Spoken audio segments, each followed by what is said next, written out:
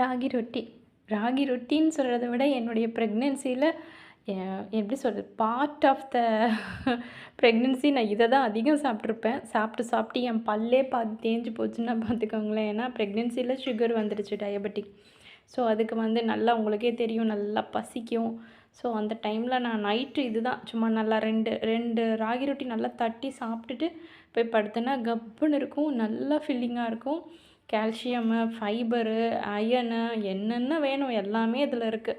So அதனால் இப்படி தான் நான் எடுத்துக்குவேன். இது 2ம் கருவேப்பிலையும் முருங்கைக்கீரையும் நான் இந்த மாதிரி காய வச்சு எடுத்து வச்சிட்டோம்னா, நம்ம இந்த மாதிரியான ரொட்டிகள், கோதுமை ரொட்டி, ராகி ரொட்டி இதெல்லாம் செய்யும்போது நம்ம அதில் எடுத்து போட்டு வணக்கிக்கிட்டோம்னா நமக்கு கீரைக்கு கீரையும் ஆச்சு. ஸோ அதனால் எடுத்துக்குவேன். நைட் நேரம் சேராது, ஒத்துக்காது, டைஜஷன் ப்ராப்ளம் இருக்கிறவங்க இந்த கீரையெல்லாம் கொஞ்சம் அவாய்ட் பண்ணிக்கோங்க.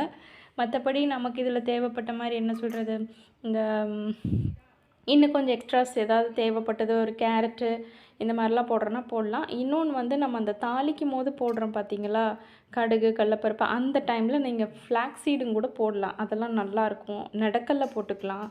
அதாவது நான் வந்து டயட்டில் இருந்த டைமில் நான் இதை செஞ்சு சாப்பிட்டேன். ஸோ நான் இப்படியே கொண்டு போவேன். இந்த ராகி ரொட்டி நான் எடுத்துகிட்டு போனேன்னா எங்கள் வீட்டில் எல்லோரும் தெரிச்சு ஓடிடுவாங்க. அந்த அளவுக்கு நான் இதை செஞ்சு சாப்பிட்ருக்கேன்னா பார்த்துக்கோங்களேன். பட் ஆனால் இது நல்லா செஞ்சு சாப்பிட்டுட்டு படுத்தீங்கன்னு வைங்க, தூக்கம் எங்கேருந்து தான் வரும்னு தெரியாது. அப்படி ஒரு தூக்கம், நல்லா தூக்கம் வரும். இயற்கை தூக்க மருந்துன்னு கூட நான் சொல்லுவேன். ஏன்னா எனக்கு அந்த மாதிரிலாம் இது ஒர்க் அவுட் ஆகிருக்கு. நல்லா ஜீரணமும் ஆகக்கூடியது தான்.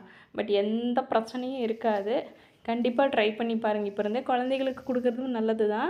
ஏன்னா எனக்கு இது ரொம்ப பிடிக்கும். இந்த மாதிரி ஒரு தடவை கண்டிப்பாக ட்ரை பண்ணி பாருங்கள். ஆயில் கொஞ்சம் இன்னுமே நீங்கள் கம்மியாக எடுத்துக்கிட்டாலும் எனக்கு ஓகே. நீங்கள் எப்படியோ அப்படி பார்த்து எடுத்துக்கோங்க. இது ரொம்ப ரொம்ப நல்லது. கண்டிப்பாக இந்த மாதிரி ஒரு தடவை ட்ரை பண்ணி பாருங்கள்.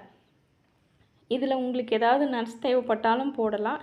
என்ன போடணுமோ அதை யோசிச்சு போடுங்க. ஓகே, வீடியோ பிடிச்சிருந்தா கண்டிப்பாக சப்ஸ்கிரைப் பண்ணுங்கள், லைக் பண்ணுங்கள். பாய்.